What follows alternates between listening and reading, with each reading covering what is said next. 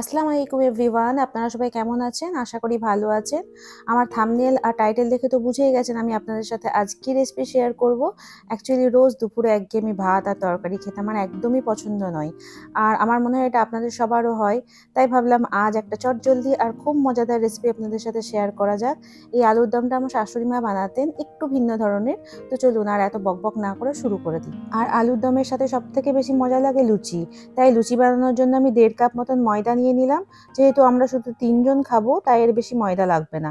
ময়দাতে ময়ান দেওয়ার জন্য 1 টিস্পুন চিনি, 1.5 টিস্পুন মতন নুন আর 2 টেবিল স্পুন মতন তেল দিলাম। আপনারা তেলের জায়গাতে ঘিও ইউজ করতে পারেন। তারপর শুকনো ময়দা আগে ভালো করে নুন, চিনি আর তেলের সাথে মিশিয়ে নিলাম বেশ খানিকক্ষণ। এতে ময়দার ডোটা খুব নরম আর ভালো মাখা হয়। তারপর এরকম মুঠো করলে যদি হালকা একটু বেঁধে আসে আর সাথে সাথেই ভেঙে যায় তাহলে বুঝবেন খুব ভালো ময়ান হয়েছে। এরপর সুষুম গরম পানি দিয়ে ময়দাটাকে ভালোভাবে মেখে নিতে হবে। যারা এই মুহূর্তে আমার ভিডিওটা দেখতে শুরু করেছেন তারা প্লিজ একটা লাইক দিয়ে ভিডিওটা কন্টিনিউ করবেন। আর যারা আজকে আমার চ্যানেলটা নতুন ভিজিট করছেন, যদি আমার ভিডিওটা ভালো লেগে থাকে তাহলে চ্যানেলটা সাবস্ক্রাইব করে দেবেন প্লিজ। এই দেখুন ডোটা কত সুন্দর মাখা হয়েছে। একদম এরকম টেক্সচার আসলে দেখবেন প্রত্যেকটা লুচি একদম গোল গোল হয়ে ফুলবে ছাকার সময়। এরপর ডোটা সামান্য তেল লাগিয়ে রেস্টে রাখবো 0.5 ঘন্টা থেকে 45 মিনিট মতন। অবশ্যই একটা ঢাকনা দিয়ে ঢেকে দেবো অথবা একটা কাপড় হালকা ভিজিয়ে ওপর দিয়ে ঢেকে দিতে হবে, নাহলে ময়দার উপরের স্তরটা শুকনো হয়ে যাবে। এরপর আলুর দমটা বানানোর জন্য কিছু প্রিপারেশন করে নেবো। প্রথমেই কিছু আলু নিয়েছি ছোট সাইজ দেখে। যদি আরও ছোট হতো তাহলে আরও একটু ভালো হতো। আর যদি আপনাদের কাছে ছোট আলু না থাকে তাহলে বড় আলুকে 2-3 টুকরো করে কেটে নিলেও চলবে।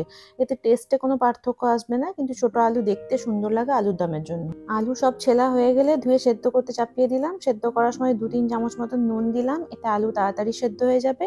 আর রান্নার সময় কম নুন দিলেও চলবে। যতক্ষণ আলু সেদ্ধ হচ্ছে ততক্ষণ রান্নার জন্য কিছু টমেটো কেটে নিই। আমি এখানে 3টে মাঝারি সাইজের টমেটো নিয়েছি 12 পিস আলুর জন্য।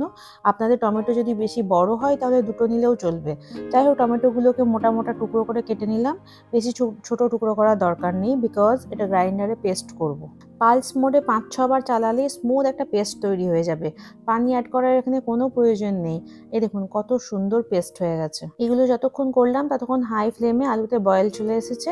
এবার ফ্লেমটা একটু লো করে দেবো। 20 মিনিট মতো রাখলেই আলু একদম ভালোভাবে সেদ্ধ হয়ে যাবে। যতক্ষণ আলু সেদ্ধ হচ্ছে ততক্ষণ এদিকে একটা বড় সাইজের পেঁয়াজ নিয়েছি। পেঁয়াজটাকে মোটা মোটা টুকরো করে কেটে নিয়ে চপারের সহায়তায় আমি ফাইন চপ করে নেবো। আপনাদের যদি ছুরিতে ইজি হয় তাহলে ছুরিতেই কেটে নেবেন।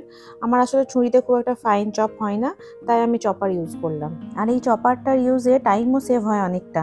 এই দেখুন কিছুক্ষণের মধ্যে পেঁয়াজগুলো একদম ফাইনলি চপ হয়ে গেল, কত সুন্দর। আর যদি আপনারা চান তো পেঁয়াজের পেস্টও ইউজ করতে পারেন। এবার একটা মিডিয়াম সাইজের শশাকে গ্রেটারের সাহায্যে গ্রেট করে রাখবো। এটার জন্যই আলুর দমটা একদম ডিফারেন্ট লাগে খেতে।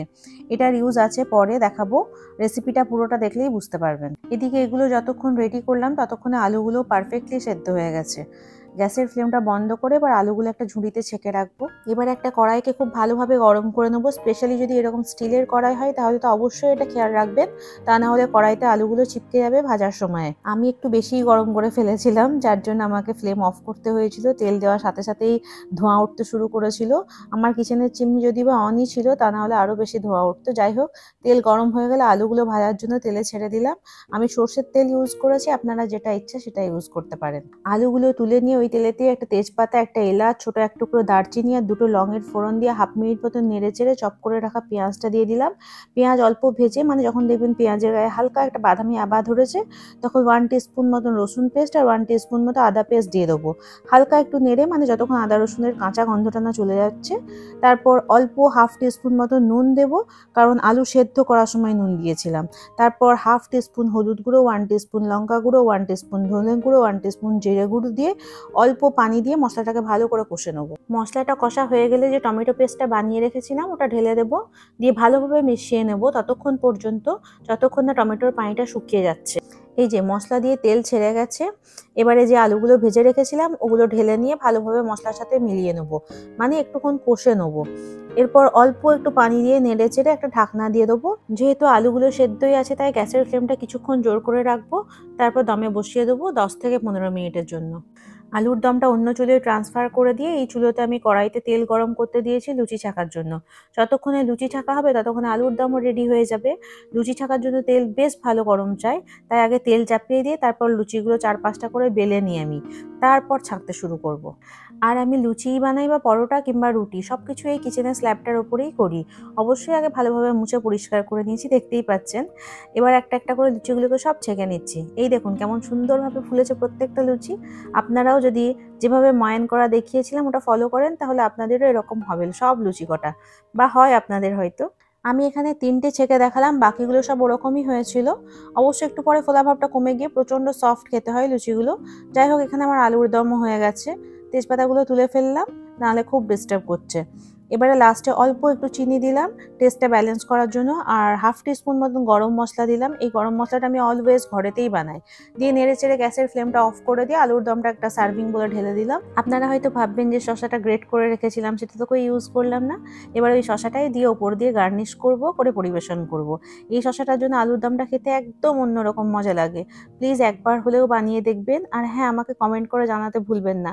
কেন বলি বলুন তো? কারণ আপনাদের এই একটা কমেন্ট, একটা লাইক আমাকে আরো অনেক সুন্দর সুন্দর ভিডিও বানানোর জন্য মোটিভেট করে। যাই হোক, এটা তো আমি আমার প্লেট বানিয়ে নিলাম। আমরা তো সবাই খুব মজা করে খেয়েছিলাম। আপনারাও বানান, নিজের ফ্যামিলি আর বন্ধুদেরকে বানিয়ে খাওয়ান।